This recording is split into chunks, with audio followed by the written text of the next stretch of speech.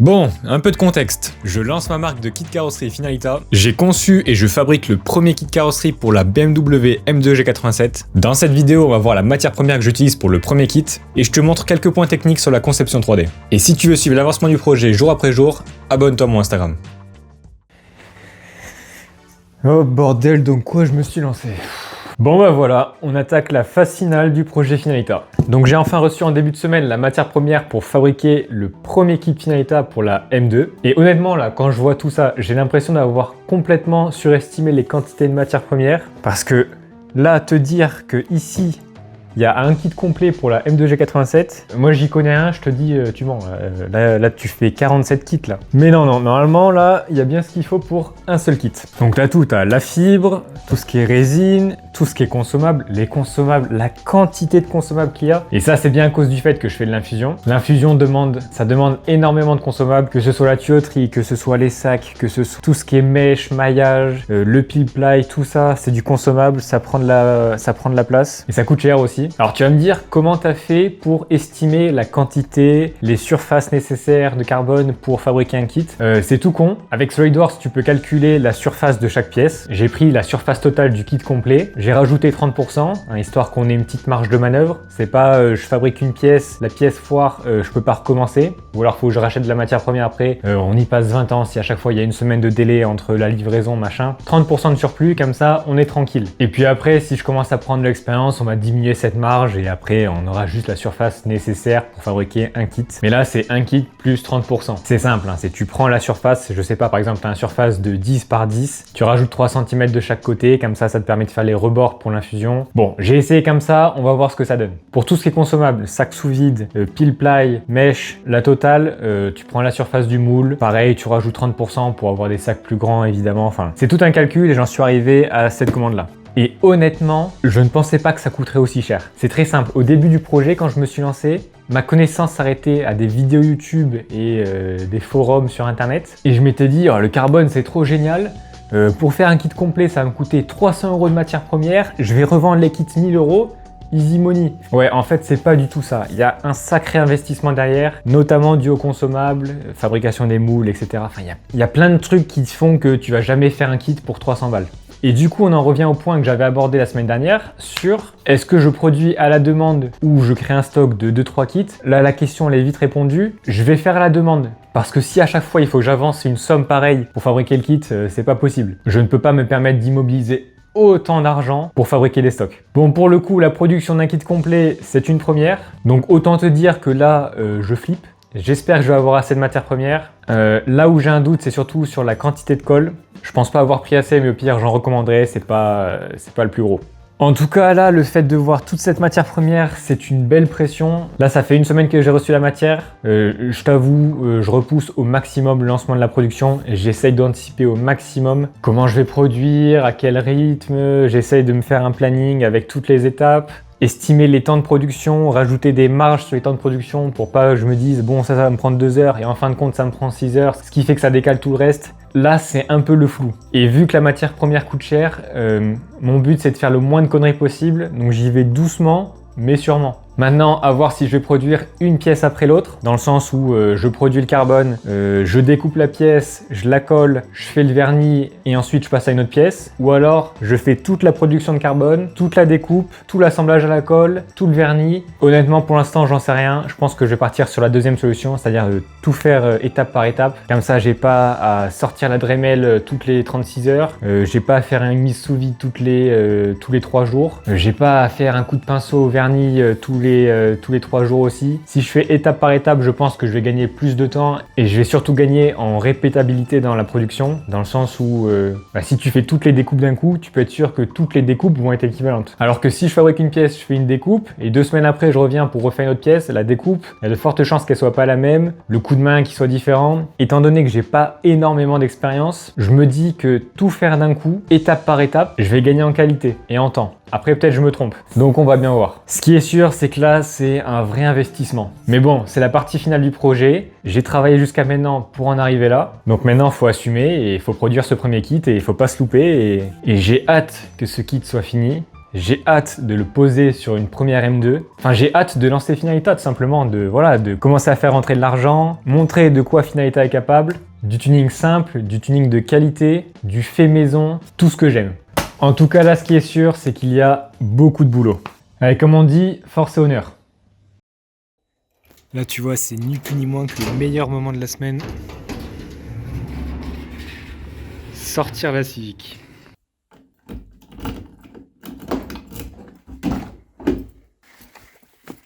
Tac. Oh. Bon, évidemment, faut pas faire 4,40 m. Regarde-moi ça, là. «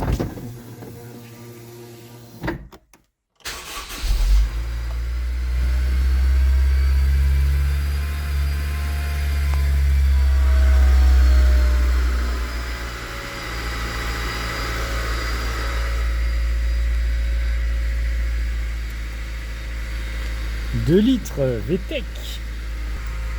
Bon là par contre il va falloir que je fasse de l'essence. Hein. Allez. Ouais non vraiment j'adore cette pièce.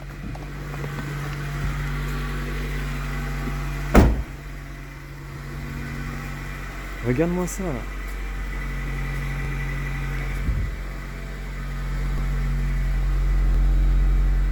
Oh là là. Bon allez c'est parti. Bon du coup tu l'as compris, les prochaines semaines ça va être production, production et encore production. Là maintenant il est hors de question de s'éparpiller à droite à gauche, l'objectif il est simple, c'est produire le premier kit Finalita. Maintenant la question est comment est-ce que je vais médiatiser tout ça? Est-ce que j'aurai le temps de faire des vidéos, étant donné que je serai 100% consacré à la fabrication du kit? Est-ce que ça peut être intéressant de montrer tout ce process de production? Dans le dernier réel Instagram que j'ai publié, je t'ai demandé si tu préférais qu'on garde le mystère jusqu'au reveal du kit final, ou est-ce que justement tu voulais que je montre l'avancement en temps réel de la production? Bon, visiblement, au vu des commentaires que j'ai eu, beaucoup semblent préférer le fait que l'on garde la surprise jusqu'à la fin. Alors oui, ça peut être intéressant, on fait durer le suspense. Maintenant, le problème, c'est qu'est-ce que je vais montrer pendant les semaines où je vais produire. L'objectif, ça reste quand même d'entretenir les réseaux sociaux et l'algorithme, il est intransigeant. Si tu t'arrêtes de publier pendant une semaine, voire 2 semaines, il te met à la poubelle. Donc voilà, faut que j'y réfléchisse, faire pourquoi pas un mélange des deux, faire des petits teasers de temps en temps sur l'avancement et faire une grosse présentation à la fin quand tout le travail est terminé. Le top, c'est clair et net, ça serait de faire le reveal du kit complet posé sur une M2. Bah, tu tires la bâche, le kit, etc. Enfin, maintenant, je pense que ça va être compliqué. Compliqué dans le sens où ça va prendre du temps, le temps de trouver un accord avec une M2.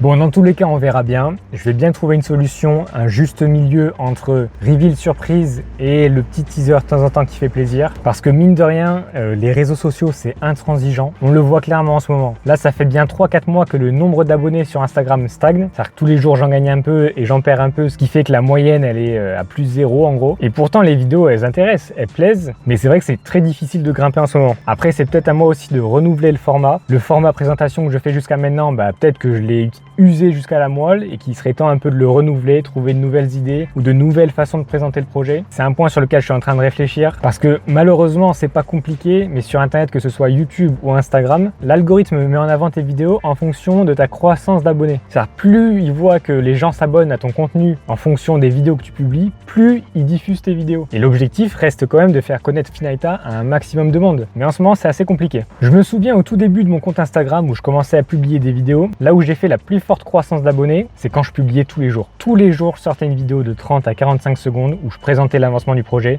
Mais aujourd'hui c'est pas viable, il y a beaucoup trop de travail pour que je prenne le temps de faire une vidéo par jour. Entre le montage, le sous-titrage, filmer tout simplement les scènes, ça prend du temps et ça monopolise de la ressource que je pourrais attribuer sur l'avancement du kit. Donc voilà, c'est une question pas évidente, jongler et trouver le parfait équilibre entre proposer du contenu régulièrement de qualité et en même temps avancer le projet Finalita, la fabrication du kit. En tout cas, un point sur lequel je suis très content et c'est l'avancement de YouTube. YouTube, j'ai pris 2000 abonnés comme ça en 2-3 mois, donc c'est absolument génial. J'essaye de plus en plus de rendre le contenu long intéressant parce qu'on le sait aujourd'hui maintenant, le contenu court, Instagram, TikTok, c'est ce qui marche le mieux. Bon, TikTok, on oublie, c'est trop pour moi. Instagram encore ça va et YouTube c'est très compliqué, mais petit à petit ça avance. Mais tu vois, ça me fait penser je me demande comment les grandes marques, les anciennes marques, les Warsteiner, les T-Cartes, les Brabus, comment ils ont gagné autant de visibilité sur les réseaux sociaux. Enfin, ils ont des millions d'abonnés quoi. Et eux, quand la marque a été créée, Instagram, tout ça, ça n'existait pas. Je pense le fait qu'ils se déplacent sur les salons, les rassos, etc.,